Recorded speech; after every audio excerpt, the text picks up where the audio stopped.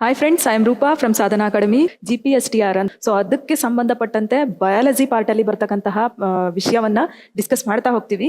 ಅದಕ್ಕೂ ಮುಂಚೆ ಯಾರಿನ್ನು ನಮ್ಮ ಚಾನಲ್ಗೆ ಸಬ್ಸ್ಕ್ರೈಬ್ ಆಗಿಲ್ಲ, ಎಲ್ಲರೂ ಕೂಡ ಸಬ್ಸ್ಕ್ರೈಬ್ ಆಗಿ ಬೆಲ್ ಐಕಾನ್ ಪ್ರೆಸ್ ಮಾಡೋ ಮೂಲಕ ನೋಟಿಫೈ ಆಗಿ ಅಂತ ಹೇಳ್ತಾ, ಇವತ್ತಿನ ಕಾನ್ಸೆಪ್ಟ್ ಅಂತ ಹೇಳಿದ್ರೆ ಸುಮಾರಷ್ಟು ಕಾನ್ಸೆಪ್ಟ್ಗಳಿದೆ. ಅಂದ್ರೆ ಲಿವಿಂಗ್ ಆರ್ಗಾನಿಸಮ್ಸ್ ಇದೆ, ಮತ್ತೆ ನಾನ್ ಲಿವಿಂಗ್ ಆರ್ಗಾನಿಸಮ್ಸ್ ಬಗ್ಗೆ ಇದೆ, ನ್ಯೂಟ್ರಿಷನ್ ಬಗ್ಗೆ ಇದೆ, ಮತ್ತೆ ಎವಲ್ಯೂಷನ್ ಬಗ್ಗೆ ಇದೆ, ನೆಕ್ಸ್ಟ್ ಜೆನೆಟಿಕ್ಸ್ ಬಗ್ಗೆ ಇದೆ. ಸುಮಾರಷ್ಟು ಇಂಪಾರ್ಟೆಂಟ್ ಟಾಪಿಕ್ಸ್ಗಳು ಇದರಲ್ಲಿದೆ. ಬಟ್ ಅದರಲ್ಲಿ ನಾವೇನ್ ಮಾಡೋಣ ಅಂತ ಹೇಳಿದ್ರೆ, ಇವತ್ತಿನ ಕ್ಲಾಸಲ್ಲಿ ಎಕ್ಸಾಮಿಗೆ ಇರ್ತಕ್ಕಂತಹ topic one of the important topic ಅಂತಾನೆ ಹೇಳ್ಬೋದು. ಸೆಲ್ ಅಂತ ಹೇಳಿದ್ರೆ ಜೀವಕೋಶದ ಬಗ್ಗೆ ನಾವು ಇವತ್ತಿನ ಕ್ಲಾಸಲ್ಲಿ ಡಿಸ್ಕಸ್ ಮಾಡ್ತಾ ಹೋಗೋಣ. ಸೊ ಯಾವ ಯಾವ ವಿಷಯಗಳು ಅದ್ರಲ್ಲಿ ಬರುತ್ತೆ ಅಂತ ಹೇಳಿ ನೋಡ್ತಾ ಹೋಗೋಣ. ಮೊದಲನೇದಾಗಿ ಈ ಸೆಲ್ ಅಂತಕ್ಕಂತಹ ಒಂದು ಪದ ಲ್ಯಾಟಿನ್ ಭಾಷೆಯಿಂದ ಬಂದಿರೋದು. ಸೊ ಲ್ಯಾಟಿನ್ ಭಾಷೆನಲ್ಲಿ ಇದಕ್ಕೆ ಏನಂತ ಕರೀತಾರೆ ಅಂತ ಹೇಳಿದ್ರೆ ಸೆಲ್ಯುಲಾ ಅಂತ ಹೇಳಿ ಕರೀತಾರೆ. ಸೊ ಲ್ಯಾಟಿನ್ ವರ್ಡ್ ಆಗಿರ್ತಕ್ಕಂತಹ ಸೆಲ್ಯುಲಾ ಅಂತಕ್ಕಂತಹ ಪದದಿಂದ ಬಂದಿರೋದು English word cell, that means ಜೀವಕೋಶ. ಸೊ ಹಂಗಿದ್ರೆ ಸೆಲ್ಯುಲಾ ಅಂದ್ರೆ ಏನು? ಸೆಲ್ಯುಲಾ ಅಂತ ಹೇಳಿದ್ರೆ ಚಿಕ್ಕ ಕೋಣೆ ಅಂತ ಹೇಳಿ. ಯಾಕೆ ಇದನ್ನೆಲ್ಲ ನಾವು ಡಿಸ್ಕಸ್ ಮಾಡ್ತಿದೀವಿ ಅಂತ ಹೇಳಿದ್ರೆ, ಎಕ್ಸಾಮ್ಗಳಲ್ಲಿ ಡೈರೆಕ್ಟ್ ಆಗಿ ಜೀವಕೋಶ ಅಂದ್ರೆ ಏನು ಅಂತ ಕೇಳಲ್ಲ. ಬಿಕಾಸ್ ಯಾಕಂದ್ರೆ ನಾವು 5th ಸ್ಟ್ಯಾಂಡರ್ಡ್ 6th ಸ್ಟ್ಯಾಂಡರ್ಡ್ ಇಂದಾನೆ ಕಲ್ಕೊಂಡ್ ಬಂದಿರ್ತೀವಿ. ಆಸ್ ಎ ಟೀಚರ್ ನಾವು ಟೀಚರ್ ಆಗಕ್ಕೆ ಹೋಗ್ತಿದೀವಿ ಅಂತ ಹೇಳಿದ್ರೆ, ಯಾವ ವರ್ಡ್ ಇಂದ ಬಂದಿದೆ, ಅದರ ಮೀನಿಂಗ್ ಏನು, ನೆಕ್ಸ್ಟ್ ಅದನ್ನ ಡಿಸ್ಕವರ್ ಮಾಡಿದವರು ಯಾರು, ಅದಕ್ಕೆ ಹೆಸರನ್ನ ಕೊಟ್ಟವ್ರು ಯಾರು, ಈ ರೀತಿಯಾಗಿ ಅಪ್ಲೈಡ್ ಲೆವೆಲ್ ಅಲ್ಲಿ ಕ್ವಶನ್ಸ್ ಬರ್ತಾ ಹೋಗುತ್ತೆ. ಆದ್ರಿಂದ ತಿಳ್ಕೋಬೇಕು. ಆಲ್ಮೋಸ್ಟ್ ನಾವು ಏನ್ ಓದಿರ್ತೀವಿ ಅಂತ ಹೇಳಿದ್ರೆ Greek word it's comes from Greek word ಅಂತ ಓದಿರ್ತೀವಿ. ಬಟ್ ಈ ಪದ ಲ್ಯಾಟಿನ್ ವರ್ಡ್ ನ ಸೆಲ್ಯುಲಾ ಅಂತಕ್ಕಂಥ ಒಂದು ಪದದಿಂದ ಬಂದಿರತಕ್ಕಂಥದ್ದು. ಸೊ ಭೂಮಿಯ ಮೇಲೆ ಪ್ರಥಮವಾಗಿ ಒಂದು ಸೆಲ್ ಅಂತಕ್ಕಂಥದ್ದು ಸುಮಾರು 4 ದಶಲಕ್ಷ ವರ್ಷಗಳ ಹಿಂದೆ ಜನ್ಮ ತಾಳಿದೆ ಅಂತ ಹೇಳಿದ್ರೆ, ಫಸ್ಟ್ ಅದು ಕಂಡು ಬಂದಿದ್ದು ಅಂತ ಹೇಳಿದ್ರೆ 4 ದಶಲಕ್ಷ ವರ್ಷಗಳ ಹಿಂದೆ ಸೆಲ್ ಅಂತಕ್ಕಂತಹ ವರ್ಡ್ ಫಾರ್ಮೇಶನ್ ಆಗಿದ್ದು. ಸೊ ಇಲ್ಲಿ ನಾವು ಅಬ್ಸರ್ವ್ ಮಾಡ್ತಾ ಇದೀವಿ ಚಿತ್ರದಲ್ಲಿ. ಇಲ್ಲೇನಾಗುತ್ತೆ ಅಂತ ಹೇಳಿದ್ರೆ ಪ್ಲಾಂಟ್ ಮತ್ತೆ ಅನಿಮಲ್ ಸೆಲ್ ನಾವು ನೀವೆಲ್ಲ ನೋಡಿದೀವಿ. GPSTR ಸಿಲೆಬಸ್ ಅಲ್ಲಿ ಏನಿದೆ ಅಂತ ಹೇಳಿದ್ರೆ, ಜೀವಕೋಶ ಅಂದ್ರೆ ಜೀವಕೋಶ ಶಾಸ್ತ್ರದಲ್ಲಿ ಪ್ರಾಣಿ ಜೀವಕೋಶ ಮತ್ತೆ ಸಸ್ಯ ಜೀವಕೋಶ ಇದೆ. ಸೊ ಅದರಲ್ಲಿ ಪ್ರಮುಖವಾಗಿ ಏನಂತ ಹೇಳಿದ್ರೆ ಪ್ಲಾಸ್ಮಾ ಮೆಂಬ್ರೇನ್ ಬರುತ್ತೆ, ಸೈಟೋಪ್ಲಾಸಮ್ ಬರುತ್ತೆ, ನ್ಯೂಕ್ಲಿಯಸ್ ಬರುತ್ತೆ. ಮೇಜರ್ ಆಗಿ 3 ಪಾರ್ಟ್ಸ್ ಗಳನ್ನ ನಾವಲ್ಲಿ ಕಲಿಬೇಕಾಗತ್ತೆ. ಸೊ ಅದಕ್ಕಿಂತ ಮುಂಚೆ ಏನಾಗುತ್ತೆ ಅಂತ ಹೇಳಿದ್ರೆ, has compare to plant cell ಮತ್ತೆ ಅನಿಮಲ್ ಸೆಲ್ ಅಂತ ಹೇಳಿ ನೋಡೋದಾದ್ರೆ, so plant cell almost hexagonal shape ಅಲ್ಲಿ ಇರುತ್ತೆ. ಸೊ ಈ ರೀತಿಯ ಸ್ಟ್ರಕ್ಚರ್ ಗಳನ್ನು ನಾವು ನೋಡ್ತೀವಿ. ಇಲ್ಲಿ ಅಬ್ಸರ್ವ್ ಮಾಡ್ತಾ ಇದೀವಿ ನಾವು ಏನಂತ ಹೇಳಿದ್ರೆ, ಪ್ಲಾಂಟ್ ಸೆಲ್ ಗಳಲ್ಲಿ ಏನಾಗುತ್ತೆ ಅಂತ ಹೇಳಿದ್ರೆ ಪ್ಲಾಸ್ಟಿಡ್ ಗಳಿರುತ್ತೆ. ಸೊ ಪ್ಲಾಸ್ಟಿಡ್ ಅಲ್ಲಿ ಕ್ಲೋರೋಪ್ಲಾಸ್ಟ್ ಇರುತ್ತೆ, ನೆಕ್ಸ್ಟ್ ಫೋಟೋಸಿಂಥೆಸಿಸ್ ನಡೆಯುತ್ತೆ. So we call it as that plant is independent ಅಂತ ಹೇಳಿ ನಾವು ಕರಿತೀವಿ. ನೆಕ್ಸ್ಟ್ ಅನಿಮಲ್ ಸೆಲ್ಗೆ ಬಂದ್ವಿ ಅಂತ ಹೇಳಿದ್ರೆ, ಅಲ್ಲೇನಾಗುತ್ತೆ ಅಂತ ಹೇಳಿದ್ರೆ ಸುಮಾರಷ್ಟು ಸೆಲ್ ಆರ್ಗನಲ್ಸ್ ಗಳು ಕಂಡು ಬರುತ್ತೆ. ನೀವೆಲ್ಲ ಏನ್ ಕಲಿತಾ ಹೋಗೋಣ ಇವತ್ತು ಅಂತ ಹೇಳಿದ್ರೆ, ಪ್ರಮುಖವಾಗಿ ಸೆಲ್ ನಲ್ಲಿ ಬರ್ತಕ್ಕಂತಹ ಭಾಗಗಳು, ಅದೇ ರೀತಿಯಾಗಿ ಆ ಒಂದು ಸೆಲ್ ನ ಭಾಗಗಳಲ್ಲಿ ಬರ್ತಕ್ಕಂತಹ ಸೆಲ್ ಆರ್ಗನಲ್ಸ್, ಜೀವಕೋಶದ ಕಣದಂಗಗಳು ಅಂತ ನಾವೇನ್ ಕರಿತೀವಿ. ಸೊ ಆ ಜೀವಕೋಶದ ಕಣದಂಗಗಳಲ್ಲಿ ಬರ್ತಕ್ಕಂತಹ ಪ್ರಮುಖ ಕಣದಂಗಗಳ ಕಾರ್ಯಗಳು ಏನು, ಯಾವ ಯಾವ ಕಣದಂಗ ಅಂದ್ರೆ ಸೆಲ್ ಆರ್ಗನಲ್ಲು ಯಾವ ಯಾವ ಫಂಕ್ಷನ್ ಅನ್ನ ನಿರ್ವಹಿಸುತ್ತೆ ಅನ್ನೋದನ್ನ ನಾವು ಡಿಸ್ಕಸ್ ಮಾಡ್ತಾ ಹೋಗೋಣ. ಮೊದಲನೇದಾಗಿ Robert Hooke. So Robert Hooke ಏನಕ್ಕೆ ನಾವು ಓದ್ತೀವಿ ಅಂತ ಹೇಳಿದ್ರೆ, ನೀವೆಲ್ಲ ಓದ್ಕೊಂಡ್ ಬಂದಿರ್ತೀವಿ ಕೂಡ, ಇವಾಗ ಓದ್ತಾ ಇರ್ತೀವಿ ಕೂಡ ಸಿಲೆಬಸ್ ಅನ್ನ. ಅಲ್ಲಿ ಈರುಳ್ಳಿ ಸಿಪ್ಪೆಯನ್ನ ಪೀಲ್ ಮಾಡಿ ಸ್ವಲ್ಪ ಭಾಗವನ್ನ ತಗೊಂಡು ಅವ್ರೇನ್ ಮಾಡ್ತಾರೆ, with the help of compound microscope ಅದನ್ನ ಅಬ್ಸರ್ವ್ ಮಾಡಿದಾಗ ಚಿಕ್ಕ ಚಿಕ್ಕ ಕೋಣೆಯಂತಹ ರಚನೆಗಳು ಕಂಡು ಬರುತ್ತೆ. ದಟ್ ಚಿಕ್ಕ ಚಿಕ್ಕ ಕೋಣೆಗಳು ಸೆಲ್ಯುಲಾ ಅಂದ್ರೆ ಸೆಲ್ ನ ಸ್ಟ್ರಕ್ಚರ್ ಅನ್ನ ಮೊದಲ ಬಾರಿಗೆ ಕಂಡುಹಿಡಿದಂತಹ ವಿಜ್ಞಾನಿ ಇನ್ ದ ಇಯರ್ ಆಫ್ 1665 ನಲ್ಲಿ ಆ ಒಂದು ರಚನೆಯನ್ನ ಕಂಡುಹಿಡಿತಾರೆ. ಅಂದ್ರೆ ಸಣ್ಣ ಸಣ್ಣ ಸಣ್ಣ ಕೋಣೆಯಂತಹ ರಚನೆಗಳು ಬರುತ್ತೆ, ಅದಕ್ಕೆ ಸೆಲ್ ಅಂತ ಹೇಳಿ ಹೆಸರನ್ನ ಕೊಡ್ತಾರೆ. ಯಾರು? Robert Hooke. That is most important ಅಂತಾನೆ ಹೇಳ್ತೀವಿ. ನೆಕ್ಸ್ಟ್ ಒನ್ ಜಾಕಬ್ ಸ್ಲೀಡನ್ ಮತ್ತೆ Theodor Schwann in the year of 1838, in between 1838 to 39. So ಆ ಒಂದು ವರ್ಷದಲ್ಲಿ ಏನಾಗುತ್ತೆ ಅಂತ ಹೇಳಿದ್ರೆ, ಜಾಕೋಬ್ ಸ್ಲೀಡನ್ ಮತ್ತೆ ಥಿಯೋಡರ್ ಶ್ವಾನ್ ಅಂತಕ್ಕಂತಹ ವಿಜ್ಞಾನಿಗಳು ಸೆಲ್ ಥಿಯರಿಯನ್ನ ಅಂದ್ರೆ ಜೀವಕೋಶ ಸಿದ್ಧಾಂತವನ್ನ ಮಂಡಿಸ್ತಾರೆ. ಅಲ್ಲೇನಾಗುತ್ತೆ ಅಂತ ಹೇಳಿದ್ರೆ ಜೀವಕೋಶ ಸಿದ್ಧಾಂತ. ಸೊ ಅಲ್ಲಿ ಸೆಲ್ ನ ರಚನೆ ಆಗಿರ್ಬೋದು, ಸೆಲ್ ನ ರಚನೆಯಲ್ಲಿ ಕಂಡು ಬರ್ತಕ್ಕಂತಹ ವಿವಿಧ ಪಾರ್ಟ್ಸ್ ಗಳು, ಭಾಗಗಳಾಗಿರ್ಬೋದು, next cell organelles. So cell organelles ಗಳ ವಿವಿಧ ಕಾರ್ಯಗಳಾಗಿರ್ಬೋದು ಇನ್ ಡೀಟೇಲ್ ಆಗಿ ಡಿಸ್ಕಸ್ ಮಾಡ್ತಾ ಹೋಗ್ತಾರೆ. ಯಾರು? ಥಿಯೋಡರ್ ಶ್ವಾನ್ ಮತ್ತೆ ಜಾಕೋಬ್ ಸ್ಲೀಡನ್ ಅಂತಕ್ಕಂತಹ ವಿಜ್ಞಾನಿಗಳು. ಸೊ ಸೆಲ್ ಥಿಯರಿಯನ್ನ, ಜೀವಕೋಶ ಸಿದ್ಧಾಂತವನ್ನ ಮಂಡಿಸಿದವರು ಈ ಇಬ್ರು ವಿಜ್ಞಾನಿಗಳು. ನೆಕ್ಸ್ಟ್ ಜೀವಕೋಶವನ್ನ ಮೊದಲ ಬಾರಿಗೆ ಪತ್ತೆ ಹಚ್ಚಿದವರು ಇನ್ ದ ಇಯರ್ ಆಫ್ 1665 ನಲ್ಲಿ ರಾಬರ್ಟ್ ಹುಕ್ ಅಂತ ಹೇಳಿ ಕರಿತೀವಿ. Next one eleven hook. ನಾನು ಹೇಳಿದೆ ರಾಬರ್ಟ್ ಹುಕ್ ಏನ್ ಮಾಡಿದ್ರು ಅಂತ ಹೇಳಿದ್ರೆ, ಈರುಳ್ಳಿ ಸಿಪ್ಪೆಯನ್ನ ತಗೊಂಡು ಕಾಂಪೌಂಡ್ ಮೈಕ್ರೋಸ್ಕೋಪ್ ಅಲ್ಲಿ ನೋಡಿದಾಗ ಚಿಕ್ಕ ಚಿಕ್ಕ ಕೋಣೆಗಳಂತಹ ರಚನೆಗಳು ಕಂಡು ಬಂತು. ಅದಕ್ಕೆ ಏನಂತ ಹೆಸರಿಟ್ರು ಅಂದ್ರೆ ಸೆಲ್ ಅಂತ ಹೇಳಿ ಹೆಸರನ್ನ ಕೊಟ್ರು ಅಂತ ಕೂಡ ಹೇಳಿದೆ. ಸೊ ಅಂತಹ ಒಂದು ಜೀವಕೋಶ ಚಿಕ್ಕ ಚಿಕ್ಕ ಕೋಣೆಗಳ ರಚನೆಯನ್ನ ನೋಡಿದ್ದು with the help of compound microscope, ಸಂಯುಕ್ತ ಸೂಕ್ಷ್ಮದರ್ಶಕ. ಸೊ ಸಂಯುಕ್ತ ಸೂಕ್ಷ್ಮದರ್ಶಕದಲ್ಲಿ ಏನಾಗುತ್ತೆ ಅಂತ ಹೇಳಿದ್ರೆ, ಆ ಒಂದು ಚಿಕ್ಕ ಚಿಕ್ಕ ಕೋಣೆಗಳ ರಚನೆ ಕಂಡು ಬರುತ್ತೆ. ಆ ಒಂದು ಸೂಕ್ಷ್ಮದರ್ಶಕವನ್ನ ಇನ್ವೆಂಟ್ ಮಾಡಿದವರು ಇನ್ ದ ಇಯರ್ ಆಫ್ 1675. ಸೊ ಸೂಕ್ಷ್ಮಾಣು ಜೀವಕೋಶ ಶಾಸ್ತ್ರದ ಪಿತಾಮಹ ಅಂತಾನೆ ಕರಿತೀವಿ ಲೆವನ್ ಹುಕ್. ಬಿಫೋರ್ ದಟ್ ಏನಾಗಿತ್ತು ಅಂತ ಹೇಳಿದ್ರೆ, ಆ ಒಂದು ಸಂಯುಕ್ತ ಸೂಕ್ಷ್ಮದರ್ಶಕವನ್ನ ಯೂಸ್ ಮಾಡಿಕೊಂಡು ರಾಬರ್ಟ್ ಹುಕ್ ಅವರು ಆಲ್ರೆಡಿ ಸೆಲ್ ನ ರಚನೆಯನ್ನ ಅಬ್ಸರ್ವ್ ಮಾಡಿದ್ರು. ನೆಕ್ಸ್ಟ್ ಜೀವಕೋಶದ ರಚನೆ ನಾನು ಹೇಳಿದೆ. ಪ್ರಾಣಿ ಜೀವಕೋಶ ಆಗಿರ್ಬೋದು, ಸಸ್ಯ ಜೀವಕೋಶ ಆಗಿರ್ಬೋದು. ಸೊ ಅದರಲ್ಲಿ ಪ್ರಮುಖವಾಗಿ ಕಂಡು ಬರ್ತಕ್ಕಂತಹ ಭಾಗಗಳು ಅಂತ ಅಂದ್ರೆ ಕೋಶಪೊರೆ, ಪ್ಲಾಸ್ಮಾ ಮೆಂಬ್ರೇನ್, ಕೋಶದ್ರವ್ಯ, ಸೈಟೋಪ್ಲಾಸಂ, ಕೋಶಕೇಂದ್ರ, ನ್ಯೂಕ್ಲಿಯಸ್. ಸೊ ಈ ಒಂದು ಪ್ರಮುಖ ಭಾಗಗಳು. ಇದರಲ್ಲೇನೆ ಮತ್ತೆ ವಿವಿಧ ಮೆಕ್ಯಾನಿಸಮ್ಸ್ಗಳು ಕಂಡು ಬರ್ತಾ ಹೋಗುತ್ತೆ. ಕೋಶಪೊರೆನಲ್ಲಿ ಯಾವ ಭಾಗಗಳು ಕಂಡು ಬರುತ್ತೆ, ಕೋಶ ದ್ರವ್ಯದಲ್ಲಿ ಏನಿರುತ್ತೆ, ನೆಕ್ಸ್ಟ್ ಕೋಶಕೇಂದ್ರ, ಅದರ ರಚನೆ ಮತ್ತೆ ಅದರ ಒಂದು ಕಾರ್ಯಗಳು ಏನು, ಫಂಕ್ಷನ್ಸ್ ಏನು ಅನ್ನೋದನ್ನ ನಾವು ಇನ್ ಡೀಟೇಲ್ ಆಗಿ ಡಿಸ್ಕಸ್ ಮಾಡ್ತಾ ಹೋಗ್ತೀವಿ. ಸೊ ದ ಫಸ್ಟ್ ಒನ್ ಕೋಶಪೊರೆ, ಪ್ಲಾಸ್ಮಾ ಮೆಂಬ್ರೇನ್. ಸೊ ಇಲ್ಲಿ ನೋಡ್ತಾ ಇದೀವಿ ನಾವು ಸೆಲ್ ಮೆಂಬ್ರೇನ್ ಅಥವಾ ಪ್ಲಾಸ್ಮಾ ಮೆಂಬ್ರೇನ್. ಇಲ್ಲೇನಾಗುತ್ತೆ ಅಂತ ಹೇಳಿದ್ರೆ ಕಾರ್ಬೋಹೈಡ್ರೇಟ್ ಅನ್ನ ನೋಡ್ತಾ ಇದೀವಿ, ನೆಕ್ಸ್ಟ್ ಗ್ಲೈಕೋಲಿಪಿಡ್ ಅನ್ನ ನೋಡ್ತಾ ಇದೀವಿ. ಸೊ ಸುಮಾರಷ್ಟು ರಚನೆಗಳು ಕಂಡು ಬರ್ತಾ ಇದೆ. ಇದರ ಒಂದು ಪ್ರಮುಖ ಕಾರ್ಯಗಳು ಏನು, ಹಾಗಿದ್ರೆ ಈ ಒಂದು ಕೋಶಪೊರೆ ಅಥವಾ ಪ್ಲಾಸ್ಮಾ ಮೆಂಬ್ರೇನ್ ಅಲ್ಲಿ ಯಾವ ಇತರೆ ಮೆಕ್ಯಾನಿಸಮ್ಸ್ಗಳು ನಡೀತಾ ಹೋಗುತ್ತೆ ಅನ್ನೋದನ್ನ ನಾವು ಡಿಸ್ಕಸ್ ಮಾಡ್ತಾ ಹೋಗೋದಾದ್ರೆ, ಕೋಶಪೊರೆಯ ಮೂಲಕ ವಸ್ತುಗಳು ಚಲಿಸುವ ಪ್ರಮುಖ ಕ್ರಿಯೆ ಅಂದ್ರೆ ವಿಸರಣೆ, ಅಭಿಸರಣೆ, ಕ್ರಿಯಾತ್ಮಕ ಸಾಗಾಣಿಕೆ. ಏನಿದು ವಿಸರಣೆ ಅಭಿಸರಣೆ ಅಂತ ಹೇಳಿದ್ರೆ ಆಸ್ಮೋಸಿಸ್, ಡಿಫ್ಯೂಷನ್ ಮತ್ತೆ ಆಕ್ಟಿವ್ ಟ್ರಾನ್ಸ್ಪೋರ್ಟ್ ಅಂತಕ್ಕಂತಹ ಪ್ರಮುಖ ಮೆಕ್ಯಾನಿಸಮ್ಸ್ಗಳು ನಡೀತಾ ಹೋಗುತ್ತೆ. ಎಲ್ಲಿ, ಯಾವ ಭಾಗದಲ್ಲಿ ಅಂತ ಹೇಳಿದ್ರೆ plasma membrane. So first one ವಿಸರಣೆ. ಸೊ ಅಲ್ಲೇನಾಗುತ್ತೆ ಡಿಫ್ಯೂಷನ್ ಅಂತ ಹೇಳಿ ಕರಿತೀವಿ. ಸೊ ಈ ಒಂದು ಡಿಫ್ಯೂಷನ್ ಅಲ್ಲಿ ಏನಾಗುತ್ತೆ ಅಂತ ಹೇಳಿದ್ರೆ movement of the molecule from higher concentration to the lower concentration both the solute and solvent move ಅಂತ ಹೇಳಿ. ಅಂದ್ರೆ ಒಂದು ಸೊಲ್ಯೂಷನ್, ಒಂದು ಬೀಕರ್ ಅಲ್ಲಿ ಒಂದು ಸೊಲ್ಯೂಷನ್ ರೆಡಿ ಮಾಡ್ತಿದೀವಿ ಅಂತ ಹೇಳಿದ್ರೆ, ಫಾರ್ ಎಕ್ಸಾಂಪಲ್ ಬೀಕರ್ ಬೇಡ, ಏನೋ ಬೇಡ, ಒಂದು ಗ್ಲಾಸ್ ಲೋಟ ತಗೋತೀವಿ. ಗ್ಲಾಸ್ ಲೋಟಕ್ಕೆ ಏನ್ ಮಾಡ್ತೀವಿ, ನೀರನ್ನ ಹಾಕ್ತಿವಿ. ನೀರನ್ನ ಹಾಕಿದ್ಮೇಲೆ ಶುಗರ್ ಹಾಕ್ತಿವಿ. ಏನೋ ಲೆಮನ್ ಜ್ಯೂಸ್ ಮಾಡ್ತಿದೀವಿ ಅಂತ ಹೇಳಿ ಅನ್ಕೊಳ್ಳೋಣ, ಅಥವಾ ಸಕ್ಕರೆಯನ್ನ ಕರಗಿಸ್ಬೇಕು ನೀರಲ್ಲಿ ಅಂತ ಹೇಳಿ. ಸೊ ಒಂದ್ ಸ್ಪೂನು ಏನ್ ಮಾಡ್ತೀವಿ, ಒಂದು ಟೇಬಲ್ ಸ್ಪೂನು ಸಕ್ಕರೆಯನ್ನ ಹಾಕ್ತಿವಿ, ಅದನ್ನ ಕಲಿಸ್ತೀವಿ. ಸೊ ಅಲ್ಲಿ ಸ್ವಲ್ಪ ಪ್ರಮಾಣದಲ್ಲಿರೋದು ಸಕ್ಕರೆ, ದಟ್ ಮೀನ್ಸ್ ಸಲ್ಯೂಟ್. ನೆಕ್ಸ್ಟ್ ಅದನ್ನ ಕರ್ಗಿಸ್ಕೊಳ್ಳೋರು ಯಾರು ಅಂತ ಹೇಳಿದ್ರೆ ಸಾಲ್ವೆಂಟ್, ನೀರು. ಸೊ ಸಲ್ಯೂಟ್ ಮತ್ತೆ ಸಾಲ್ವೆಂಟ್ ಏನಾಗುತ್ತೆ, ಬೋತ್ ಮೂವ್ ಅಂತ ಹೇಳಿ ಕೊಟ್ಟಿದ್ದಾರೆ ಡಿಫ್ಯೂಷನ್ ಅಲ್ಲಿ. ಅಂದ್ರೆ ಸಲ್ಯೂಟ್ ಮತ್ತೆ ಸಾಲ್ವೆಂಟ್ ಎರಡೂ ಕೂಡ ಮೂವ್ಮೆಂಟ್ ಆಫ್ ದಿ ಅಯಾನ್ಸ್ ಅಲ್ಲಿ ನಡೆಯುತ್ತೆ. ಸೊ ಡಿಫ್ಯೂಷನ್ ಅಂದ್ರೆ ಏನಿಲ್ಲ, ಸೊ ಹೆಚ್ಚಿನ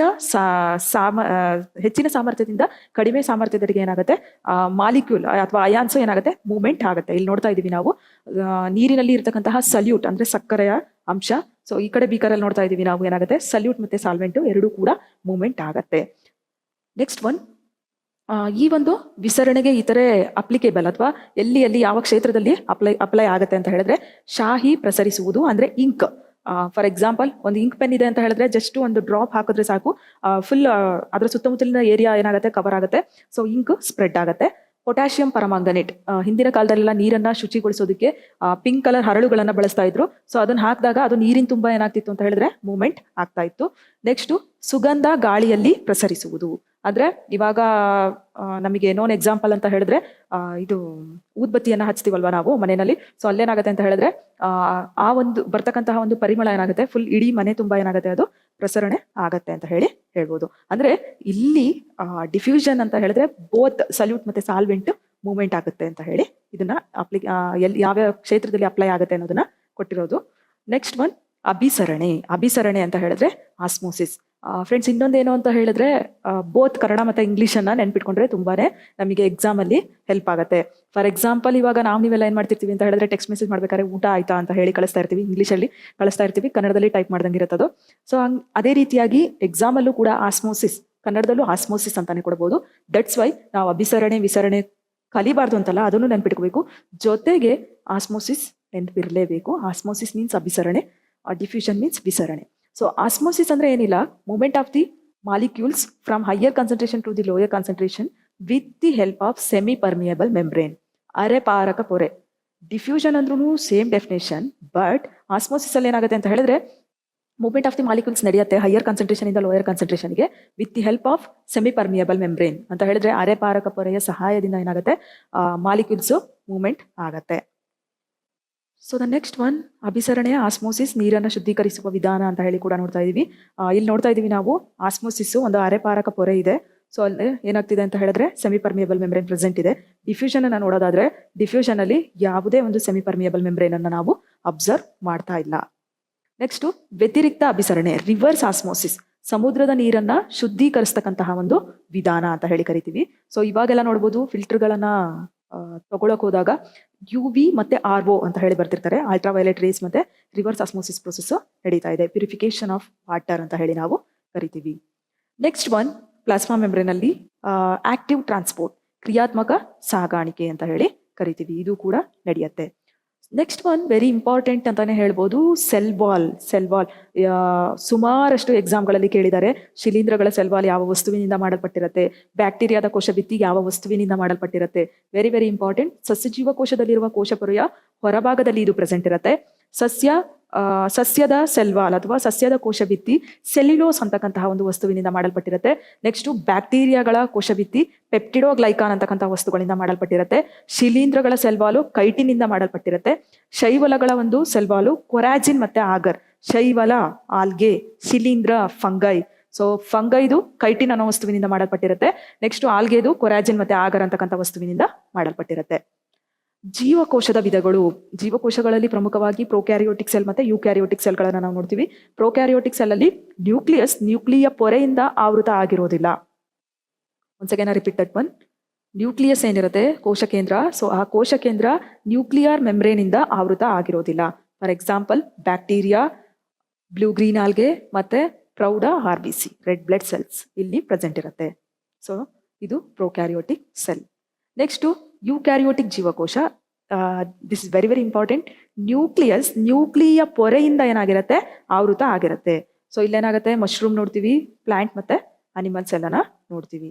ಸೊ ಯೂಕ್ಯಾರಿಯೋಟಿಕ್ ಸೆಲ್ ಇಲ್ಲಿ ನೋಡ್ತಾ ಇದೀವಿ ನಾವು. ಕ್ಯಾಪ್ಸುಲ್ ಇರುತ್ತೆ, ರೈಬೋಸೋಮ್ ಇರುತ್ತೆ, DNA ಇರುತ್ತೆ.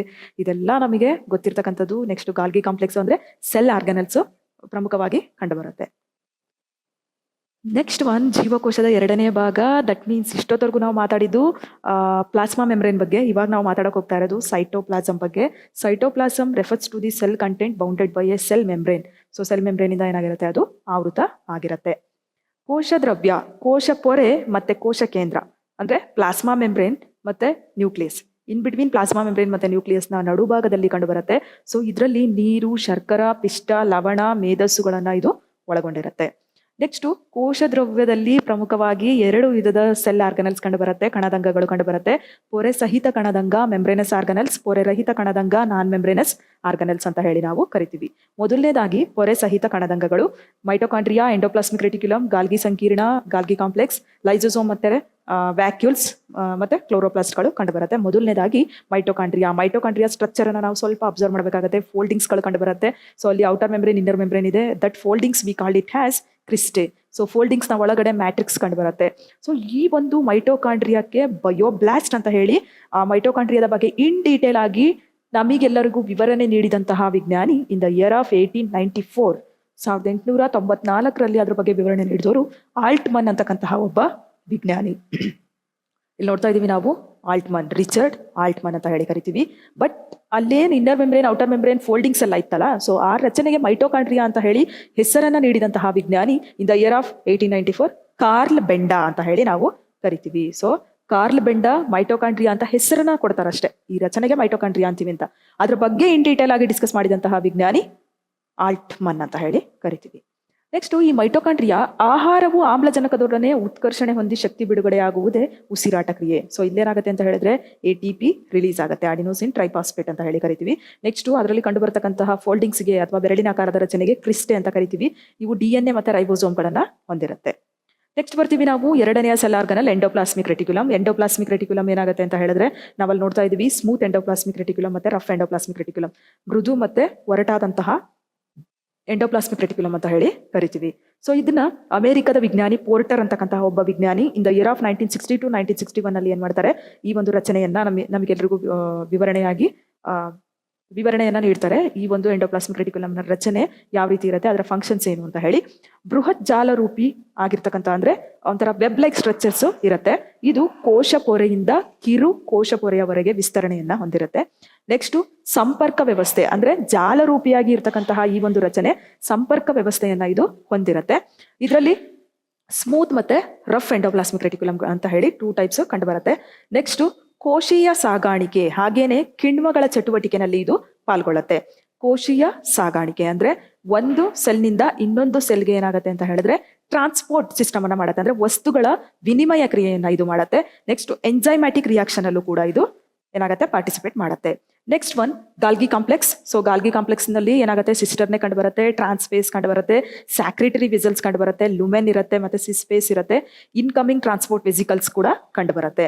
ಸೊ ಇದರಲ್ಲಿ ಪ್ರಮುಖವಾಗಿ ನಾವು ನೆನ್ಪಿಟ್ಕೋಬೇಕು, ಇನ್ ದ ಇಯರ್ ಆಫ್ 1897 ಅಲ್ಲಿ ಕೆಮಿಲಿಯೋ ಗಾಲ್ಗಿ ಅಂತಕ್ಕಂತಹ ವಿಜ್ಞಾನಿ ಏನ್ ಮಾಡ್ತಾರೆ, ಇದರ ಬಗ್ಗೆ ಅಂದ್ರೆ ಗಾಲ್ಗಿ ಸಂಕೀರ್ಣ, ಗಾಲ್ಗಿ ಕಾಂಪ್ಲೆಕ್ಸ್ ನ ಬಗ್ಗೆ ವಿವರಣೆಯನ್ನ ನೀಡ್ತಾರೆ. ಇದಕ್ಕೆ ರಾಸಾಯನಿಕ ಕಾರ್ಖಾನೆ, very very important, chemical factory of our cell ಅಂತ ಹೇಳಿ ಕರೀತಾರೆ, ಅಥವಾ chemical factory of a cell organelle ಅಂತ ಹೇಳಿ ಕರೀತಾರೆ. ಎರಡಕ್ಕೂ ಕೂಡ ಸೇಮ್ ಆನ್ಸರ್, ಗಾಲ್ಗಿ ಕಾಂಪ್ಲೆಕ್ಸ್ ಅಥವಾ ಗಾಲ್ಗಿ ಸಂಕೀರ್ಣ. ಕನ್ನಡದಲ್ಲಾರು ಕೊಡ್ಲಿ ಅಥವಾ ಇಂಗ್ಲಿಷ್ ಎಲ್ಲಾರು ಕೊಡ್ಲಿ, ನಮಗೆ ನೆನಪಿರ್ಬೇಕು ಕೆಮಿಕಲ್ ಫ್ಯಾಕ್ಟರಿ, ರಾಸಾಯನಿಕ ಕಾರ್ಖಾನೆ ಅಂತ ಹೇಳಿದ್ರೆ ಗಾಲ್ಗಿ ಕಾಂಪ್ಲೆಕ್ಸ್ ಅಂತ ಹೇಳಿ. ಸೊ ಇದು ರೈಬೋಸೋಮ್ ಉತ್ಪತ್ತಿ ಮಾಡಿದಂತಹ ಪ್ರೋಟೀನ್ ಅನ್ನ ಏನ್ ಮಾಡುತ್ತೆ ಅಂತ ಹೇಳಿದ್ರೆ ಸಂಶ್ಲೇಷಣೆ ಮಾಡುತ್ತೆ. ಇಲ್ಲೇ ಹೇಳ್ಬಿಡ್ತೀನಿ, ಯಾಕೆಂದ್ರೆ ಕನ್ಫ್ಯೂಸ್ ಆಗೋದು ಬೇಡ. ನೆಕ್ಸ್ಟ್ ನಾವು ರೈಬೋಸೋಮ್ ಬಗ್ಗೆನೂ ಡಿಸ್ಕಸ್ ಮಾಡ್ತೀವಿ. But protein factory of our cell ಅಂತ ಹೇಳಿ ಕೇಳಿದ್ರೆ ರೈಬೋಸೋಮ್. ಆ ರೈಬೋಸೋಮ್ ಏನ್ ಮಾಡುತ್ತೆ, ಪ್ರೋಟೀನ್ ಅನ್ನ ಸಂಶ್ಲೇಷಣೆ ಮಾಡುತ್ತೆ. ಅದು ಪ್ರೋಟೀನ್ ಅನ್ನ ಉತ್ಪತ್ತಿ ಮಾಡತ್ತೆ. ಅದನ್ನ ಸಂಶ್ಲೇಷಣೆ ಮಾಡೋರು, ಸಿಂಥಸೈಸ್ ಮಾಡೋರು ಗಾಲ್ಗಿ ಕಾಂಪ್ಲೆಕ್ಸ್. ಸೆಲ್ ಪ್ಲೇಟ್ ನ ಒಂದು ರಚನೆಯನ್ನ ತಯಾರು ಮಾಡೋದಕ್ಕೂ ಕೂಡ ಇದು ಹೆಲ್ಪ್ ಮಾಡುತ್ತೆ. Next lysosome. ಸೊ ಇಲ್ಲಿ ನೋಡ್ತಾ ಇದೀವಿ ನಾವು, ಲಿಪಿಡ್ ಲೇಯರ್ ಇದೆ ಮತ್ತೆ ಮೆಂಬ್ರೇನು ಪ್ರೆಸೆಂಟ್ ಇದೆ.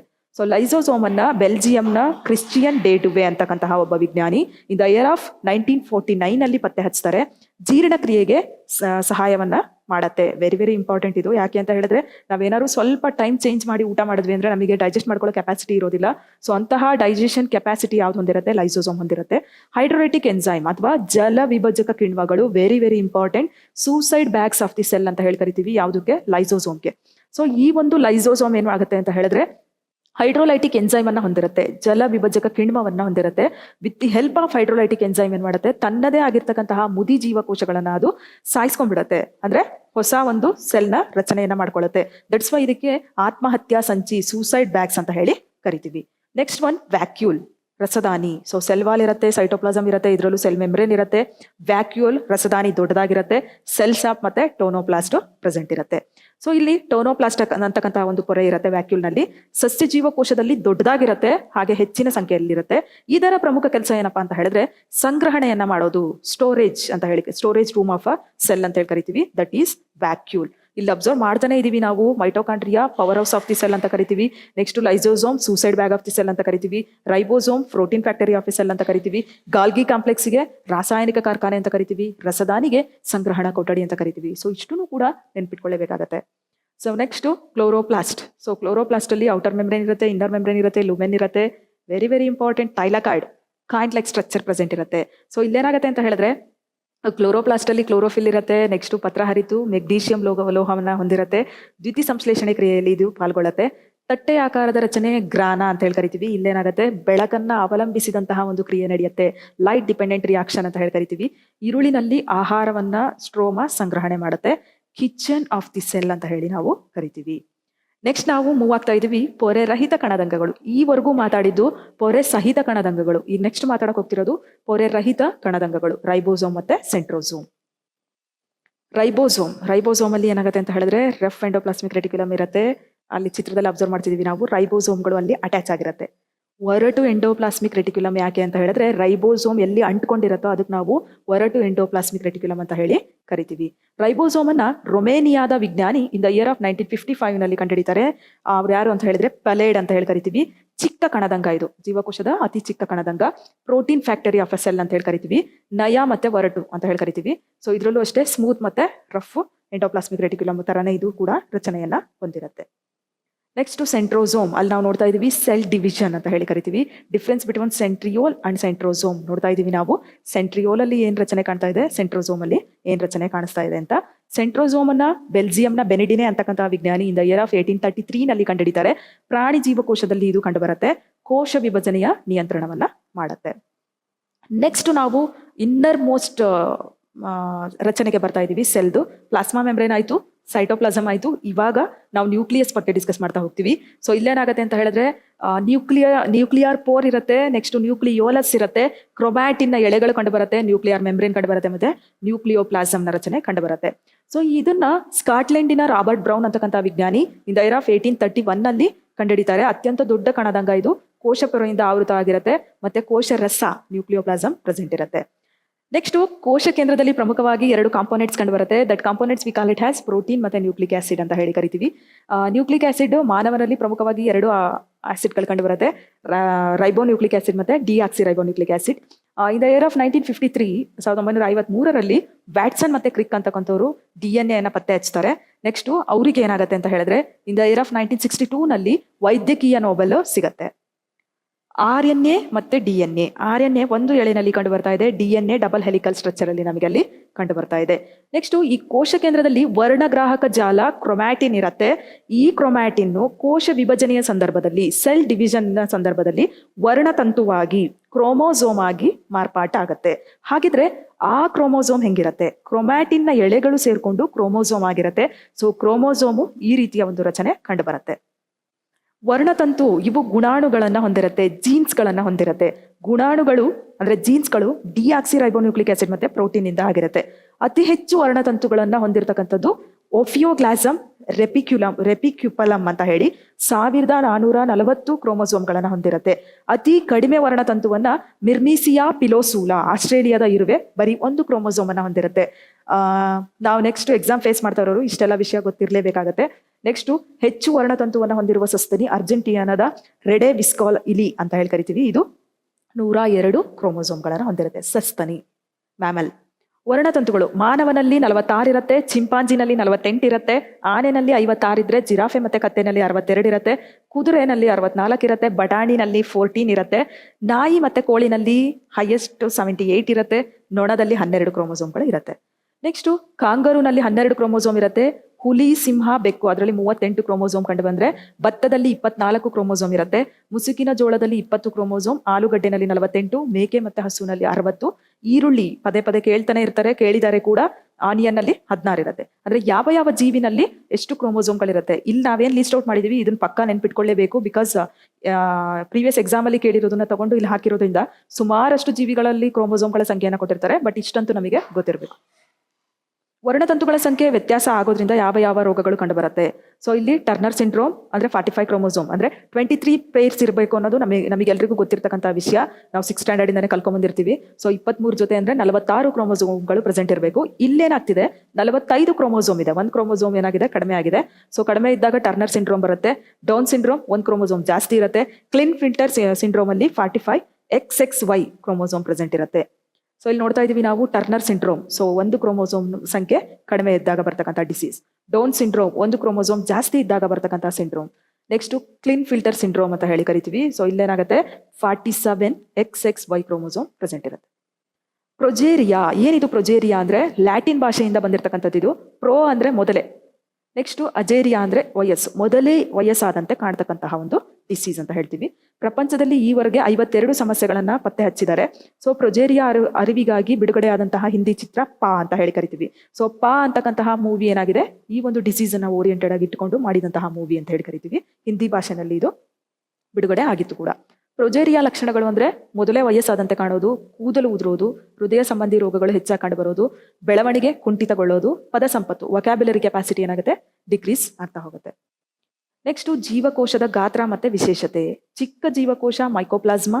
ಸೊ 0.1 ಅಷ್ಟು ಮಾತ್ರ ಇರುತ್ತೆ. ಅಬ್ಸರ್ವ್ ಮಾಡಿದ್ರೆ ನಮಗೆ ಗೊತ್ತಾಗುತ್ತೆ 0.1 ಅಂದ್ರೆ ಇನ್ನೂ ಎಷ್ಟು ಸೂಕ್ಷ್ಮವಾಗಿರುತ್ತೆ ಅಂತ ಹೇಳಿ. ದೊಡ್ಡದಾಗಿರ್ತಕ್ಕಂಥ ಜೀವಕೋಶ ಆಸ್ಟ್ರಿಚ್ ಎಗ್ 1.70 ಮಿಲಿಮೀಟರ್ ಅಂತ ಹೇಳಿ ಕರಿತೀವಿ. ಸೊ ಅಲ್ಲಿ ಉದ್ದವಾದ ಜೀವಕೋಶ ನ್ಯೂರಾನ್ ಅಂತ ಹೇಳಿ ಕರಿತೀವಿ. ದೊಡ್ಡ ಏಕಕೋಶ ಜೀವಿ ಅಸಿಟಬಲೇರಿಯಾ ಅಂತ ಹೇಳಿ ಕರಿತೀವಿ 10 ಸೆಂಟಿಮೀಟರ್ಸ್. ನೆಕ್ಸ್ಟ್ ಜೀವಕೋಶದ ಅಧ್ಯಯನ ಮಾಡ್ತಕ್ಕಂತಹ ಜೀವ ವಿಜ್ಞಾನದ ಶಾಸ್ತ್ರಕ್ಕೆ ಸೈಟಾಲಜಿ ಅಂತ ಹೇಳಿ ಕರಿತೀವಿ. ಅತ್ಯಂತ ಸೂಕ್ಷ್ಮ ಜೀವಕೋಶ ಮೆದುಳು. ಸೊ ಇಲ್ಲಿ ಚಿಕ್ಕ ಜೀವಕೋಶ ಮೈಕೋಪ್ಲಾಸ್ಮಾ ನೋಡ್ತಾ ಇದೀವಿ. ನೆಕ್ಸ್ಟ್ ದೊಡ್ಡ ಜೀವಕೋಶ ಆಸ್ಟ್ರಿಚ್ ಎಗ್, ಉದ್ದವಾದ ಜೀವಕೋಶ ನ್ಯೂರಾನ್, ನೆಕ್ಸ್ಟ್ ದೊಡ್ಡ ಏಕಕೋಶ ಜೀವಿ ಅಸಿಟಬಲೇರಿಯಾ 10 ಸೆಂಟಿಮೀಟರ್ಸ್. ಸೊ ಜೀವಕೋಶದ ಅಧ್ಯಯನ ಮಾಡ್ತಕ್ಕಂತಹ ಜೀವ ವಿಜ್ಞಾನದ ಭಾಗಕ್ಕೆ ಅಥವಾ ಬ್ರಾಂಚ್ಗೆ ನಾವು ಸೈಟಾಲಜಿ ಅಂತ ಕರಿತೀವಿ. ಸಸ್ಯಗಳಲ್ಲಿ ಜೀವ ಕ್ರಿಯೆ. ಸೊ ಸಸ್ಯಗಳಲ್ಲೂ ಕೂಡ ಕೆಲವೊಂದು ಪ್ರೊಸೆಸ್ಗಳು ನಡೆಯುತ್ತೆ. ಸಸ್ಯಗಳು ಸಹ ಮಾನವನ ರೀತಿಯಲ್ಲಿ ಏನಾಗುತ್ತೆ ಅಂತ ಹೇಳಿದ್ರೆ ಎಕ್ಸ್ಕ್ರೀಷನ್ ನಡೆಸುತ್ತೆ, ಡೈಜೆಷನ್ ನಡೆಸುತ್ತೆ, ಫುಡ್ ಪ್ರಿಪೇರ್ ಮಾಡ್ಕೊಳ್ಳುತ್ತೆ, ಮೂವ್ಮೆಂಟ್ ಆಗುತ್ತೆ, ಚಲನೆ ಕ್ರಿಯೆ ನಡೆಯುತ್ತೆ. ಸೊ ಎಲ್ಲ ನಾವು ಅಭ್ಯಾಸ ಮಾಡ್ಕೊಂಡು ಬಂದಿದ್ದೀವಿ ಈವರೆಗೂ. ಸೊ ಅದೇ ರೀತಿಯಾಗಿ ಇದರಲ್ಲಿ ಏನು ಜೀವಕ್ರಿಯೆಗಳು ನಡೆಯುತ್ತೆ ಅಂತ ಹೇಳಿ ನಾವು 1 by 1 ಇವತ್ತು ಡಿಸ್ಕಸ್ ಮಾಡ್ತಾ ಹೋಗೋಣ. ಮೊದಲನೇದಾಗಿ ಟ್ರಾನ್ಸ್ಪಿರೇಷನ್ ಅಂದರೆ ಬಾಷ್ಪ ವಿಸರ್ಜನೆ. ನಾವು ಈ ಏನು ಫೆಮಿಲಿಯರ್ ಆಗಿ ಏನು ಕೇಳಿರ್ತೀವಿ ಅಂತ ಹೇಳಿದ್ರೆ ಇವಾಗ ಎವಾಪರೇಷನ್ ಅಂದರೆ ಆವೀಕರಣ ಅದ್ರ ಬಗ್ಗೆ ಕೇಳಿರ್ತೀವಿ. ಎವಾಪರೇಷನ್ ಮೀನ್ಸ್ ಏನಾಗುತ್ತೆ ಅಂತ ಹೇಳಿದ್ರೆ ಕೆರೆ ಕಟ್ಟೆಗಳಲ್ಲಾಗಿರ್ಬೋದು, ಪಾಂಡ್ ಎಕೋಸಿಸ್ಟಮಲ್ಲಿ ಆಗಿರ್ಬೋದು, ನದಿ ವ್ಯವಸ್ಥೆನಲ್ಲೇ ಆಗಿರ್ಬೋದು ಅಥವಾ ಸಮುದ್ರಗಳಲ್ಲೇ ಆಗಿರ್ಬೋದು, ಸೂರ್ಯನ ಶಾಖಕ್ಕೆ ಕಾದಂತಹ ನೀರು ಆವಿಯಾಗಿ ಮೇಲ್ಗಡೆ ಹೋಗು ಮೋಡ ಆಗಿ ಮಳೆ ಮೂಲಕ ಮತ್ತೇನಾಗುತ್ತೆ ಭೂಮಿಗೆ ರಿಟರ್ನ್ ಆಗುತ್ತೆ ಅಂತ ಹೇಳಿ ನಾವು ಕೇಳಿದ್ದೀವಿ. ಬಟ್ ಬಾಷ್ಪ ವಿಸರ್ಜನೆ ಇದರಲ್ಲೂ ಕೂಡ ಅಷ್ಟೇ evaporation of water in the form of water vapour with the help of stomata. ಅಂದರೆ ಇಲ್ಲೇನಾಗುತ್ತೆ ಅಂತ ಹೇಳಿದ್ರೆ ಪತ್ರರಂಧ್ರದ ಮೂಲಕ ಎಕ್ಸಸ್ ಆಫ್ ವಾಟರು ಪ್ಲ್ಯಾಂಟ್ನ ಲೀಫ್ ಅಂತ ಹೇಳಿ ಕರಿತೀವಿ. ಸೊ ಎಲೆಯ ಭಾಗದಲ್ಲಿರ್ತಕ್ಕಂತಹ ಸ್ಟೊಮ್ಯಾಟಾ ಅಥವಾ ಪತ್ರರಂಧ್ರದ ಮೂಲಕ ಎಕ್ಸಸ್ ಆಫ್ ವಾಟರ್ ಏನಾಗೋದು, ಆವಿಯಾಗಿ ಹೋಗೋದು. ಅಂದರೆ ಸ್ಟೊಮ್ಯಾಟಾ ಪ್ರೆಸೆಂಟ್ ಇರಬೇಕು. ಎಲ್ಲಿ ಪ್ರೆಸೆಂಟ್ ಇರುತ್ತೆ ಸ್ಟೊಮ್ಯಾಟಾ? ಲೀವ್ಸ್, ಅಂದರೆ upper surface of the leaves ಅಂತ ಹೇಳಿ ಕರಿತೀವಿ. ಎಲೆಯ ಮೇಲ್ಭಾಗದಲ್ಲಿ ಕಂಡು ಬರ್ತಕ್ಕಂತಹ ಸ್ಟೊಮ್ಯಾಟಾದ ಮೂಲಕ ನೀರು ಎವಾಪರೇಟ್ ಆಗುತ್ತೆ. ಬಟ್ ನಮಗೆ ಇದರ ಡೆಫಿನೇಷನ್ನು ಪಕ್ಕಾ ಗೊತ್ತಿರಬೇಕು, ಬಿಕಾಸ್ ಎಕ್ಸಾಮಲ್ಲಿ ಮೋಸ್ಟ್ ಅರೈಸ್ ಆಗ್ತಕ್ಕಂತಹ ಒಂದು ಸೆಕ್ಟರ್ ಇದು. Process of release of water in the form of water vapour, some amount of water remain unused by the plant is released by stomata present on the leave. ಅಂದರೆ leaves ಅಲ್ಲೇನಾಗುತ್ತೆ ಅಂತ ಹೇಳಿದ್ರೆ water release ಆಗುತ್ತೆ. ಅದು ಯಾವ ಫಾರ್ಮಲ್ಲಿ ಇರುತ್ತೆ ಅಂತ ಹೇಳಿದ್ರೆ ವಾಟರ್ ವೇಪರ್ನ ರೂಪದಲ್ಲಿ ಪ್ರೆಸೆಂಟ್ ಇರುತ್ತೆ, ನೀರಾವಿಯ ರೂಪದಲ್ಲಿ ಪ್ರೆಸೆಂಟ್ ಇರುತ್ತೆ. ಯಾವುದು ಅನ್ಯೂಸ್ ಅಂತ ಅನ್ಸುತ್ತೋ ಅಥವಾ ಎಕ್ಸಸ್ ಆಫ್ ವಾಟರ್, ಇಷ್ಟು ನೆನ್ಪಿಟ್ಕೊಂಡ್ರೆ ಸಾಕು. ಎಕ್ಸಸ್ ಆಫ್ ವಾಟರ್ ಇದ್ದಿದ್ದು ಏನಾಗುತ್ತೆ, ಎಲೆಗಳಲ್ಲಿ ಪ್ರೆಸೆಂಟ್ ಇರ್ತಕ್ಕಂತಹ ಸ್ಟೊಮ್ಯಾಟಾ ಅಥವಾ ಪತ್ರರಂಧ್ರದ ಮೂಲಕ ಏನಾಗುತ್ತೆ, ಆವಿಯಾಗಿ ಹೋಗುತ್ತೆ. ಸೊ ಆವಿಕರಣ ಅಂತ ಹೇಳಿದ್ರೆ ಸೂರ್ಯನ ಶಾಖಕ್ಕೆ ಕಾದಂತಹ ನೀರು ಆವಿಯಾಗಿ ಮೇಲ್ಗಡೆ ಹೋಗೋದು. ಬಾಷ್ಪ ವಿಸರ್ಜನೆ ಅಂತ ಹೇಳಿದ್ರೆ ಸಸ್ಯಗಳಲ್ಲಿ ಇರ್ತಕ್ಕಂತಹ ಸ್ಟೊಮ್ಯಾಟಾದ ಮೂಲಕ water in the form of water vapour, ನೀರಾವಿಯಾಗಿ ಏನಾಗೋದು, ಎವಾಪ್ರೇಟ್ ಆಗಿ ಹೋಗೋದು. ನೆಕ್ಸ್ಟ್ ಬರ್ತೀವಿ ನಾವು ಆಸ್ಮೋಸಿಸ್. ಸೊ ಆಸ್ಮೋಸಿಸ್ ಅಂತ ಹೇಳಿದ್ರೆ movement of the molecules from higher concentration to the lower concentration through semi permeable membrane ಅಂತ ಹೇಳಿ ಕರಿತೀವಿ. ಸೊ ಇಲ್ಲೇನಾಗುತ್ತೆ ಅಂತ ಹೇಳಿದ್ರೆ dilute solution containing a high concentration of water molecules. So dilute solution ಏನಾಗುತ್ತೆ, ಅತಿ ಹೆಚ್ಚು ಸಾಮ್ಯತೆಯನ್ನು ಹೊಂದಿರತಕ್ಕಂತಹ ವಾಟರ್ ಮಾಲಿಕ್ಯೂಲ್ಸನ್ನು ಹೊಂದಿರುತ್ತೆ. ಸೊ ವಾಟರ್ ಮಾಲಿಕ್ಯೂಲ್ಸಲ್ಲಿ ನೋಡ್ತಾ ಇದ್ದೀವಿ ನಾವು ಜಾಸ್ತಿ ಕಂಡು ಬರ್ತಾ ಇದೆ. But concentrated solution containing A low concentration of water molecules, ಅಂದರೆ ಸ್ವಲ್ಪ ಲೋ ಆಗಿ ಅಂದರೆ ಕಡಿಮೆ ವಾಟರ್ ಮಾಲಿಕ್ಯೂಲ್ಸನ್ನು ಹೊಂದಿರುತ್ತೆ. ಸೊ ಇಲ್ಲಿ ಆಸ್ಮೋಸಿಸ್ ಅಂದರೆ ಇಷ್ಟೇ, ಅಣುಗಳ ಮೂಮೆಂಟು ಹೆಚ್ಚು ಸಾಮ್ಯತೆಯಿಂದ ಕಡಿಮೆ ಸಾಮ್ಯತೆಯೆಡೆಗೆ, ಹೆಚ್ಚು ಸಾಮರ್ಥ್ಯದಿಂದ ಕಡಿಮೆ ಸಾಮರ್ಥ್ಯದೆಡೆಗೆ ಮೂವ್ ಆಗುತ್ತೆ ವಿತ್ ದಿ ಹೆಲ್ಪ್ ಆಫ್ ಅರೆಪಾರಕ ಪೊರೆ ಅಥವಾ ಸೆಮಿ ಪರ್ಮಿಯಬಲ್ ಮೆಂಬ್ರೇನ್ ಅಂತ ಹೇಳಿ ಕರಿತೀವಿ. Next diffusion. ಸೊ ಇಲ್ಲೇನಾಗುತ್ತೆ, region of the higher concentration to a region of the lower concentration. So particle movement ಹೆಂಗಿರುತ್ತೆ ಅಂತ ಹೇಳಿದ್ರೆ ಹೆಚ್ಚು ಸಾಮರ್ಥ್ಯದಿಂದ ಕಡಿಮೆ ಸಾಮರ್ಥ್ಯದೆಡೆಗೆ ಮೂವ್ಮೆಂಟ್ ಆಗುತ್ತೆ. ಬಟ್ ಆಸ್ಮೋಸಿಸ್ಸಿಗೂ ಡಿಫ್ಯೂಷನಿಗೂ ಏನು ಡಿಫ್ರೆನ್ಸ್ ಅಂತ ಹೇಳಿದ್ರೆ, ಆಸ್ಮೋಸಿಸ್ಸಲ್ಲಿ ಹೈಯರ್ ಕಾನ್ಸಂಟ್ರೇಷನಿಂದ ಲೋಯರ್ ಕಾನ್ಸಂಟ್ರೇಷನ್ಗೆ ಮಾಲಿಕ್ಯೂಲ್ಸ್ ಮೂವ್ ಆಗುತ್ತೆ with the help of semi permeable membrane ಅಥವಾ ಅರೆಪಾರಕ ಪೊರೆ. ಬಟ್ ಇಲ್ಲಿ ಡಿಫ್ಯೂಷನಲ್ಲಿ ಯಾವುದೇ ಅರೆಪಾರಕ ಪೊರೆ ಇರೋದಿಲ್ಲ. Movement of the particles from higher concentration to the lower concentration ಅಂತ ಹೇಳಿ ನಾವು ಕರಿತೀವಿ. Next stomata. ಯಾಕೆ ಸ್ಟೊಮ್ಯಾಟಾ ಬಗ್ಗೆ ಅಧ್ಯಯನ ಮಾಡಬೇಕು ಅಂತ ಹೇಳಿದ್ರೆ, ಇದರಲ್ಲಿ ಏನಾಗುತ್ತೆ ಅಂತ ಹೇಳಿದ್ರೆ ಎಪಿಡರ್ಮಲ್ ಸೆಲ್, ಸೊ ಹೊರ ಧರ್ಮದಲ್ಲಿ ಕಂಡುಬರ್ತಕ್ಕಂತಹ ಸೆಲ್ ಅಂತ ಹೇಳಿ ಕರಿತೀವಿ. ನೆಕ್ಸ್ಟು ಇದರಲ್ಲಿ ಏನಾಗುತ್ತೆ, ಔಟರ್ ಥಿನ್ ವಾಲ್ ಪ್ರೆಸೆಂಟ್ ಇರುತ್ತೆ, ಹೊರಭಾಗದಲ್ಲಿ ತೆಳುವಾದ ಪೊರೆಯನ್ನು ಹೊಂದಿರುತ್ತೆ. ಒಳಭಾಗದಲ್ಲಿ ಪತ್ರರಂಧ್ರದ ಒಳಭಾಗದಲ್ಲಿ ಏನಾಗುತ್ತೆ ಅಂತ ಹೇಳಿದ್ರೆ ಥಿಕ್ ವಾಲ್, ಅಂದರೆ ಅದು ತುಂಬ ದಪ್ಪನಾಗಿರ್ತಕ್ಕಂತಹ ಒಂದು ವಾಲ್ ರಚನೆ ಇರುತ್ತೆ, ಪದರದ ರಚನೆ ಇರುತ್ತೆ. ನೆಕ್ಸ್ಟು ಕ್ಲೋರೋಪ್ಲಾಸ್ಟ್ ಎಲ್ಲಿ ಪ್ರೆಸೆಂಟ್ ಇರುತ್ತೆ, ಪ್ಲಾಸ್ಟಿಡ್ಗಳಲ್ಲಿ ಪ್ರೆಸೆಂಟ್ ಇರುತ್ತೆ. ಪ್ಲಾಸ್ಟಿಡ್ ಎಲ್ಲಿ ಪ್ರೆಸೆಂಟ್ ಇರುತ್ತೆ, ಸಸ್ಯ ಜೀವಕೋಶದಲ್ಲಿ ಪ್ರೆಸೆಂಟ್ ಇರುತ್ತೆ. ನೆಕ್ಸ್ಟು ಈ ಕ್ಲೋರೋಪ್ಲಾಸ್ಟಲ್ಲಿ ಇರ್ತಕ್ಕಂತಹ chlorophyll pigment, with the help of chlorophyll pigment ಪತ್ರ ಹರಿತು ಅಲ್ಲೇನಾಗುತ್ತೆ, ಸೂರ್ಯನ ಬೆಳಕಿನ ಸಹಾಯದಿಂದ ಕ್ಲೋರೋಫಿಲ್ನ ರಚನೆ ಪ್ರೆಸೆಂಟ್ ಇದ್ದಾಗ ಫೋಟೋಸಿಂಥೆಸಿಸ್, ದ್ಯುತಿ ಸಂಶ್ಲೇಷಣೆ ಕ್ರಿಯೆ ನಡೆಯುತ್ತೆ. ನೆಕ್ಸ್ಟು ಪ್ರಾಡಕ್ಟ್ ಏನಾಗುತ್ತೆ, ಆಕ್ಸಿಜನ್ನು ನಮಗೆಲ್ರಿಗೂ ಕೂಡ ಸಿಗುತ್ತೆ. ನೆಕ್ಸ್ಟು ಇದರಲ್ಲೂ ಸಹ ವ್ಯಾಕ್ಯೂಲ್ ಅಥವಾ ರಸದಾನಿಗಳು ಪ್ರೆಸೆಂಟ್ ಇರುತ್ತೆ. ಗಾರ್ಡ್ ಸೆಲ್ ಪ್ರೆಸೆಂಟ್ ಇರುತ್ತೆ. ನೆಕ್ಸ್ಟು ಸ್ಟೊಮ್ಯಾಟಲ್ ಪೋರ್, ಪತ್ರರಂಧ್ರ ಪ್ರೆಸೆಂಟ್ ಇರುತ್ತೆ. ಸೊ ಅಲ್ಲಿ ಸ್ಟೋಮಾ ಓಪನ್, ಸ್ಟೋಮಾ ಕ್ಲೋಸ್, ಅಂದರೆ ಸ್ಟೋಮಾ ಓಪನ್ ಇದ್ದಾಗ ಸ್ಟೊಮ್ಯಾಟಲ್ ಪೋರ್ ಪತ್ರರಂಧ್ರ ಕಂಡು ಬರುತ್ತೆ.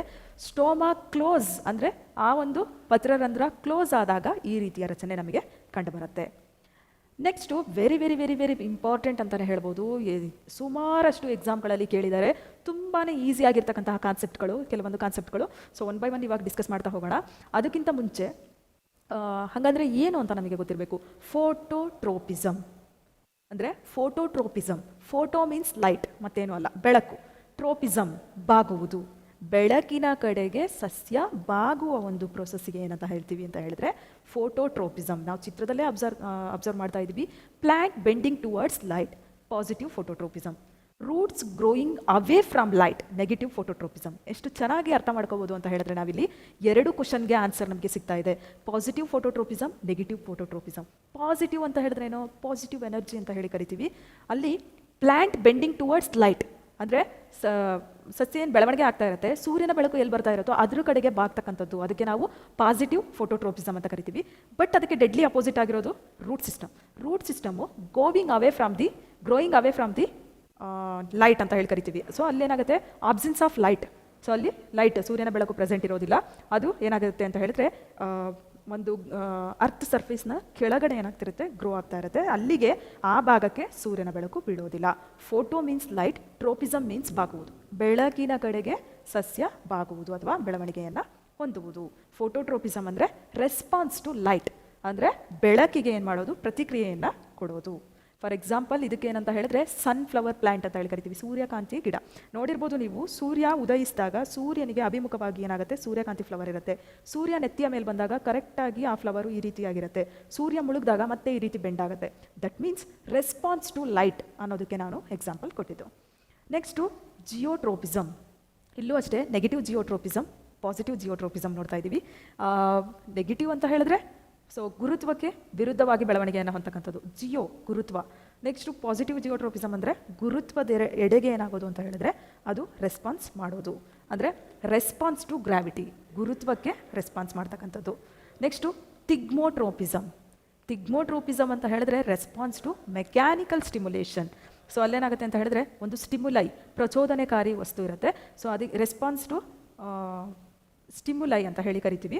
ಸೊ ಅಲ್ಲೇನಾಗುತ್ತೆ, ಸಸ್ಯದ ಭಾಗದಲ್ಲಿ ಕಂಡುಬರ್ತಕ್ಕಂತಹ ಸ್ಟೆಮ್ ಟೆಂಡ್ರಿಲ್ಸು ಒಂದು ಕೋಲಿಗೆ ಆಧಾರವಾಗಿ ಸುತ್ತಕೊಳ್ತಾ ಇದೆ. ನೆಕ್ಸ್ಟು ಲೀಫ್ ಟೆಂಡ್ರಿಲ್ಸು ಅಷ್ಟೇ ಒಂದು ಕೋಲಿಗೆ ಅಥವಾ ನಾವು ನೆಟ್ಟಿರ್ತಕ್ಕಂತಹ ಒಂದು ಸಸ್ಯಕ್ಕೆ ಇನ್ನೊಂದು ಸಸ್ಯಕ್ಕೆ ಅಂಟ್ಕೊಂಡು ಏನಾಗುತ್ತೆ, ಅದು ಬೆಳೆಯುತ್ತೆ. ಅಂದರೆ ಮೆಕ್ಯಾನಿಕಲ್ ಸ್ಟಿಮ್ಯುಲೇಷನ್ಗೆ ಅದು ರೆಸ್ಪಾನ್ಸ್ ಮಾಡ್ತಾ ಇರುತ್ತೆ. ಅದಕ್ಕೆ ನಾವು ಏನಂತ ಕರಿತೀವಿ, ತಿಗ್ಮೋಟ್ರೋಪಿಸಮ್ ಅಂತ ಹೇಳಿ ಕರಿತೀವಿ. ಹೈಡ್ರಾಲಜಿ ಅಂತ ಹೇಳಿ ಕರಿತೀವಿ, H2O ವಾಟರ್. ಹೈಡ್ರೋಟ್ರೋಪಿಸಮ್ ಅಂದರೆ ರೆಸ್ಪಾನ್ಸ್ ಟು ವಾಟರ್ ಅಷ್ಟೇ. ಇಲ್ಲಿ ನೋಡ್ತಾ ಇದ್ದೀವಿ ನಾವು, ಹೈ ಮಾಯಿಶ್ಚರ್ ಕಂಟೆಂಟ್ ಇದೆ, root grows straight towards the water, shoot grows away from the water. So ಇಲ್ಲೇನಾಗುತ್ತೆ, ಪಾಸಿಟಿವ್ ಹೈಡ್ರೋಟ್ರೋಪಿಸಮ್ ನಡೀತಾ ಇರುತ್ತೆ. ನೆಗೆಟಿವ್ ಹೈಡ್ರೋಟ್ರೋಪಿಸಮಲ್ಲಿ ನೀರಿಗೆ ವಿರುದ್ಧವಾಗಿ ಏನಾಗ್ತಿರುತ್ತೆ, ಸಸ್ಯ ಬೆಳವಣಿಗೆ ಆಗ್ತಿರುತ್ತೆ. ಪಾಸಿಟಿವ್ ಹೈಡ್ರೋಟ್ರೋಪಿಸಮ್ ಅಂದರೆ ನೀರಿನ ಹೆಲ್ಪಲ್ಲಿ ಅಥವಾ ನೀರಿನ ಸಹಾಯದೊಂದಿಗೆ ಏನಾಗ್ತಿರುತ್ತೆ, ಸಸ್ಯ ಬೆಳವಣಿಗೆ ಆಗ್ತಾ ಇರುತ್ತೆ. ರೆಸ್ಪಾನ್ಸ್ ಟು ವಾಟರ್ ಇತ್ತು ಅಂತ ಹೇಳಿದ್ರೆ ಹೈಡ್ರೋಟ್ರೋಪಿಸಮ್. ನೆಕ್ಸ್ಟ್ ಬರ್ತೀವಿ ನಾವು ಫೋಟೋಸಿಂಥೆಸಿಸ್ ಅಂತ ಹೇಳಿದ್ರೆ ಅಲ್ಲೇನಾಗುತ್ತೆ ಅಂತ ಹೇಳಿದ್ರೆ ಸನ್ಲೈಟ್ ಇರುತ್ತೆ, ಕಾರ್ಬನ್ ಡೈಆಕ್ಸೈಡ್ ಇರುತ್ತೆ, ಆಕ್ಸಿಜನ್ ಏನಾಗುತ್ತೆ ನಮಗೆ ಪ್ರಾಡಕ್ಟ್ ಆಗಿ ಸಿಗುತ್ತೆ. ಸೊ ಅಲ್ಲಿ ನಾನು ಹೇಳಿದೆ, ಸಸ್ಯ ಜೀವಕೋಶದಲ್ಲಿ ಕಂಡುಬರ್ತಕ್ಕಂತಹ ಪ್ಲಾಸ್ಟಿಡ್ನಲ್ಲಿ ಕಂಡುಬರ್ತಕ್ಕಂತಹ ಕ್ಲೋರೋಪ್ಲಾಸ್ಟ್ನಲ್ಲಿ ಕಂಡುಬರ್ತಕ್ಕಂತಹ chlorophyll. So with the help of chlorophyll sunlight ಅಲ್ಲೇನಾಗುತ್ತೆ ಅಂತ ಹೇಳಿದ್ರೆ ಕಾರ್ಬನ್ ಡೈಆಕ್ಸೈಡ್ನ ಹೆಲ್ಪಿಂದ ಸಸ್ಯ ತನ್ನ ಆಹಾರವನ್ನು ತಾನೇ ತಯಾರಿಸ್ಕೊಳ್ಳುತ್ತೆ. Kitchen house of the cell ಅಂತಾನೆ ಕರಿತೀವಿ ನಾವು ಕ್ಲೋರೋಪ್ಲಾಸ್ಟ್ಗೆ, ಮರಿಬಾರ್ದು. ಇದು ಎಲ್ಲಿ ಕಂಡುಬರುತ್ತೆ, ಸೆಲ್ ಆರ್ಗನಲ್ಸ್ ಅಲ್ಲಿ ಕಂಡುಬರುತ್ತೆ. ನೆಕ್ಸ್ಟು ಇದು ಇಷ್ಟು ಫೋಟೋಸಿಂಥೆಸಿಸ್ ಪ್ರೊಸೆಸ್ ಆದಮೇಲೆ ನಮಗೇನಾಗುತ್ತೆ ಅಂತ ಹೇಳಿದ್ರೆ ಒಂದು ಎನರ್ಜಿ ರಿಲೀಸ್ ಆಗುತ್ತೆ, ಜೊತೆಗೆ ನಮಗೆ ಪ್ರಾಡಕ್ಟು ಆಕ್ಸಿಜನ್, ನೀವೆಲ್ಲ ಈಸಿಯಾಗಿ ಬ್ರೀತ್ ಮಾಡೋದಕ್ಕೆ ಆಮ್ಲಜನಕ ನಮಗೆ ಸಿಗುತ್ತೆ ಉಸಿರಾಟಕ್ಕೆ. Photosynthesis process by which green plants use sunlight to synthesise nutrients from carbon dioxide and water. ಅಲ್ಲೇನಾಗುತ್ತೆ ಅಂತ ಹೇಳಿದ್ರೆ ಗ್ರೀನ್ ಪ್ಲಾಂಟ್ಸ್ಗಳು, ಎಲ್ಲ ಹಸಿರು ಸಸ್ಯಗಳು ತಮ್ಮ ಒಂದು ಆಹಾರವನ್ನು ತಾವೇ ತಯಾರಿಸ್ಕೊಳ್ಳುತ್ತೆ with the help of chlorophyll pigment ಮತ್ತು ಸನ್ಲೈಟ್. ನಮಗೆ ಪ್ರಾಡಕ್ಟ್ ಆಗಿ ಸಿಗೋದು ಏನಾಗುತ್ತೆ ಅಂತ ಹೇಳಿದ್ರೆ ಆಕ್ಸಿಜನ್ನು, ಆಮ್ಲಜನಕ ಸಿಗುತ್ತೆ. Next chlorophyll, photosynthesis in plant ಅಂತ ಹೇಳಿ ಕರಿತೀವಿ. ಇದು ಕ್ಲೋರೋಪ್ಲಾಸ್ಟ್ನ ರಚನೆ. ಅಲ್ಲೇನಾಗುತ್ತೆ, ಗ್ರಾನಾ ಮತ್ತು ಸ್ಟ್ರೋಮಾ ಅಂತಕ್ಕಂತಹ ಭಾಗಗಳು ಕಂಡುಬರುತ್ತೆ. ಗ್ರಾನಾ ಅಂತ ಹೇಳಿದ್ರೆ ಕಾಯಿನ್ ಲೈಕ್ ಸ್ಟ್ರಕ್ಚರ್ ಒಳಗಡೆ ಕಾಣಿಸ್ತಾ ಇದೆ.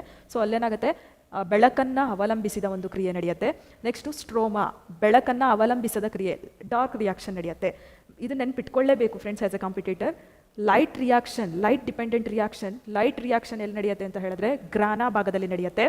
ಲೈಟ್ ಇಂಡಿಪೆಂಡೆಂಟ್ ರಿಯಾಕ್ಷನ್ನು ಸ್ಟ್ರೋಮಾ ಭಾಗದಲ್ಲಿ ನಡೆಯುತ್ತೆ. ಬಟ್ ಸ್ಟ್ರೋಮಾ ಆಹಾರವನ್ನು ಸಂಗ್ರಹಣೆ ಮಾಡಿಕೊಂಡು ಇಟ್ಕೊಂಡಿರುತ್ತೆ. So this is all about very very important concept, ಸಸ್ಯದಲ್ಲಿ ನಡೀತಕ್ಕಂತಹ ಜೀವ ಕ್ರಿಯೆಗಳು. Thank you so much for watching this video.